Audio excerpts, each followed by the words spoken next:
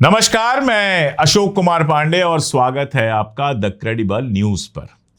आज दिन भर की खबरें अगर देखें तो दो खबरें आपके सामने पेश कर रहा हूं। पहली खबर तो यह है कि जौहर यूनिवर्सिटी में ईडी की रेड पड़ी है। जौहर यूनिवर्सिटी यानी आजम खान साहब की यूनिवर्सिटी, जिसको उन्होंने बड़े शौक से बनवाया था। पहले तो यह हुआ बुलडोजर चलेगा, जब विरोध ज्यादा बढ़ गया तो बुलडोजर को वापस ले लिया गया। लेकिन यूनिवर्सिटी कैसे चले, कैसे बच्चे पढ़ पाए, कैसे आजम खान साहब की बनाई हुई यूनिवर्सिटी में सस्ते में बच्चे पढ़ पाए। तो अब यूनिवर्सिटी को परेशान करने के लिए रामपुर, सहारनपुर और दिल्ली में 10 ठिकानों पर छापा पड़ा है ईडी का।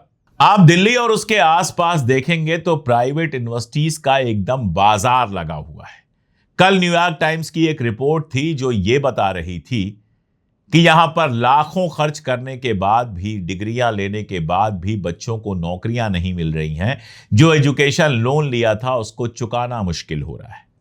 लेकिन यूनिवर्सिटियों के मालिक जो हैं वो बिल्कुल प्रॉफिट में हैं। महंगी डिग्रियां हैं, महंगे बाजार लगाए जाते हैं और उनके यहां ईडी कभी नहीं पहुंचती, क्योंकि उनमें एक गलगोटिया यूनिवर्सिटी भी है जो प्रधानमंत्री के कार्यक्रम में अपने बच्चों को नारा लगाने के लिए भेज देती है।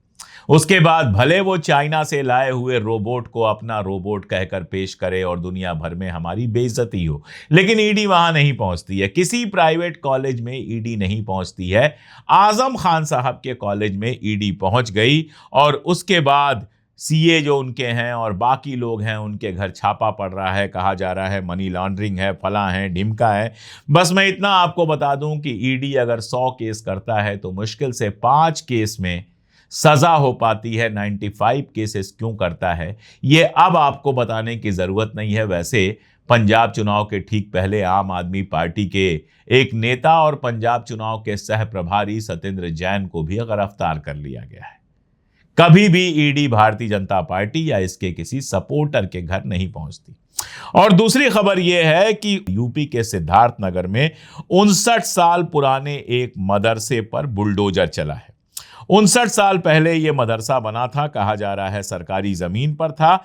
7 बजे सुबह एसडीएम साहब पहुंच गए, 5 थानों के 100 पुलिसकर्मी पहुंच गए, 6 बुलडोजर पहुंच गए और पिपरा रामलाल गांव में 14,000 स्क्वायर फीट में बने हुए इस मस्जिद मदरसे के 9,000 स्क्वायर फीट को पूरी तरह से तोड़कर खत्म कर दिया। सीधी सी बात है कि यहां बच्चे पढ़ते थे, मुसलमानों के बच्चे पढ़ते थे और बच्चों का पढ़ना कैसे बर्दाश्त हो सरकार को। मदरसे में पढ़ेंगे, मदरसा गिरा देंगे।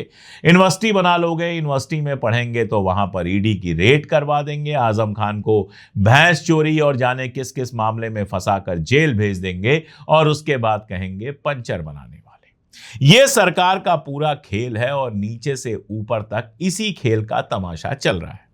इसीलिए जनता को यह ध्यान नहीं है कि देश का क्या हाल है। दो आपको एग्जाम्पल देता हूं। पहला एग्जाम्पल देता हूं ब्लूमबर्ग का। ब्लूमबर्ग पे एक रिपोर्ट आई है और यह रिपोर्ट बताती है कि मोदी जी के राज में जो दुनिया में डंका बज रहा है, उस डंके के चलते हमारी जो मार्केट है, हिंदुस्तान की, भारत की जो स्टॉक मार्केट है, वो एशिया में सबसे नीचे चली गई है। यानी जो स्टॉक मार्केट में पैसा लगाना चाहते हैं वो अगर एशिया में पैसा लगाना चाहते हैं तो सबसे आखिरी चुनते हैं भारत को। पहला ताइवान है, जापान है, साउथ कोरिया है, मलेशिया, न्यूजीलैंड और ऑस्ट्रेलिया और सिंगापुर जैसी कंट्रीज भी हमसे ऊपर हैं। थाईलैंड, चाइना ऊपर है, फिलीपींस ऊपर है। पहले हम इंडोनेशिया से ऊपर थे, अब हम इंडोनेशिया से भी नीचे आ गए हैं। यानी हमारे शेयर मार्केट में दुनिया पैसा नहीं लगा रही है। जो फॉरेन डायरेक्ट इन्वेस्टमेंट आया था वो हमारे यहां से उड़ के भाग रहा है। रोजगार कहां से मिलेगा? और रोजगार नहीं मिलेगा तो बुरा हाल होगा और बुरा हाल हो रहा है। जिस तरह से इकॉनमी संभाली गई है उसको समझना है तो एक और ग्राफ दिखाता हूं और वो ग्राफ है आपके सामने दैनिक भास्कर अखबार का। ये ग्राफ बताता है कि लगातार पिछले महीनों में हमारे यहां महंगाई बढ़ती गई है। हमारे एक मित्र बता रहे थे कि चीनी काफी महंगी हो गई है। अब देखिए, मैं तो निर्मला सीतारमण की तरह कह सकता हूं कि मैं चीनी खाता ही नहीं, मिठाई खाता ही नहीं, तो मुझे क्या फर्क पड़ता है। लेकिन आपके घर में चीनी आती होगी, कमेंट में बताइएगा कितनी महंगी हुई है और कहां तक गई है। तो महंगाई का ये हाल है। मैंने आपको बताया बेरोजगारी का हाल। न्यूयॉर्क टाइम्स के आर्टिकल का एग्जाम्पल दिया कि लाखों खर्च करने के बाद लोगों को जो डिग्री मिल रही है उससे कहीं कोई नौकरी नहीं मिल पा रही है। महंगाई बढ़ रही है, नौकरी नहीं मिल रही है, स्टॉक मार्केट लगातार गड्ढे में जा रहा है, हमारे स्टॉक लगातार गड्ढे में जा रहे हैं, शेयर मार्केट में जिन लोगों ने पैसा लगाया था उनका लगातार घाटा हो रहा है। लेकिन सरकार क्या कर रही है? सरकार लगी हुई है वंदे मातरम पर बहस कराने पर। वंदे मातरम पे बहस होगा, वंदे मातरम पूरा गाना होगा। अरे मेरा दावा है कि भारतीय जनता पार्टी की जो सरकारें हैं राज्य और केंद्र में, उसका कोई एक मंत्री खड़ा होकर बिना टीपी देखे हुए, बिना टेलीप्रॉम्प्टर देखे हुए वंदे मातरम का पूरा गान कर दे। 47 के पहले जब लाठियां चल रही थी तब तो वंदे मातरम गाना नहीं था। आरएसएस तब नमस्ते सदा वत्सले कर रहा था, लेकिन वंदे मातरम नहीं गा रहा था। अब वंदे मातरम पर तमाशा कराना है, मदरसे पर बुलडोजर चलवाना है, रोज नए नए फालतू के नियम बनाने हैं। महाराष्ट्र गवर्नमेंट नियम बना रही है कि शादी के पहले जो महिला का धर्म होगा वही बच्चे का धर्म होगा। बड़ी अच्छी बात है। मतलब यही सब तमाशे बाकी रह गए हैं देश में, यही सब तमाशे चल रहे हैं। बाबा मजे में है, बाकी सब मजे में है, बड़ा बिजनेसमैन मजे में है, लेकिन आम आदमी महंगाई बेरोजगारी से दबा हुआ है और उसको लगातार धर्म का अफीम दे देकर खुश किया जा रहा है।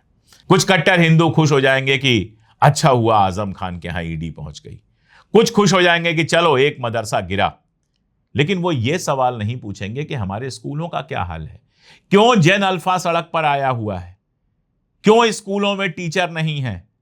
कल एक केस मैं देख रहा था जिसमें बच्चियां कह रही थी केमिस्ट्री के टीचर नहीं है और 12वीं का एग्जाम देना है, आप बताइए कैसे एग्जाम देंगे। सोच के देखिए, मैंने खुद फिजिक्स केमिस्ट्री मैथ से इंटरमीडिएट किया है। केमिस्ट्री बेहद मुश्किल सब्जेक्ट होता है इंटरमीडिएट का, और उसके टीचर ही नहीं है, लेकिन उसकी चिंता नहीं है।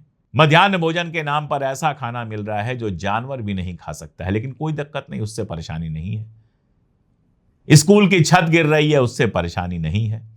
इंदौर में एक वीडियो अभी आया, अनुराग द्वारी जी ने लगाया था वो वीडियो। सड़क पर लोग चल रहे हैं, नई बनी सड़क है, 40 करोड़ रुपए खर्च हुए हैं, और अचानक सड़क के नीचे से पानी निकलने लगता है, मेन होल से पानी निकलने लगता है, उससे कोई दिक्कत नहीं है। गंगा एक्सप्रेसवे अडानी साहब ने बनवाया, उसमें गड्ढे हो जाते हैं, उससे कोई दिक्कत नहीं है।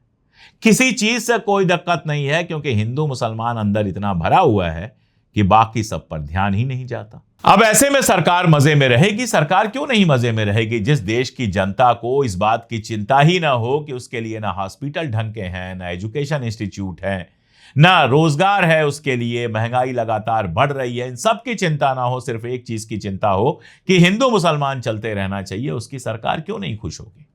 लेकिन मजेदार यह है कि इन सब के बावजूद देश भर में विरोध दिखाई दे रहा है। बिहार में कल आंदोलन बढ़ा, लगा कि आंदोलन बढ़ जाएगा, सम्राट चौधरी सरकार को झुकना पड़ा, तुरंत आदेश जारी करना पड़ा। झारखंड के अंदर भी झारखंड सरकार को झुकना पड़ा, लेकिन बिहार के अंदर जो AK-47 की फायरिंग की बात आई, कल जो बिहार सरकार ने सुप्रीम कोर्ट में यह कहा कि हां AK-47 थी और 9mm की पिस्तौल से गोलियां भी चलाई गई, तेजस्वी यादव ने उसको बड़ा मुद्दा बना लिया और बिहार में उन्होंने पटना में जेपी गोलंबर से राजभवन तक का मार्च निकाला। 5 किलोमीटर लंबा मार्च था और कहा जा रहा है उनके साथ 5000 समर्थक भी थे।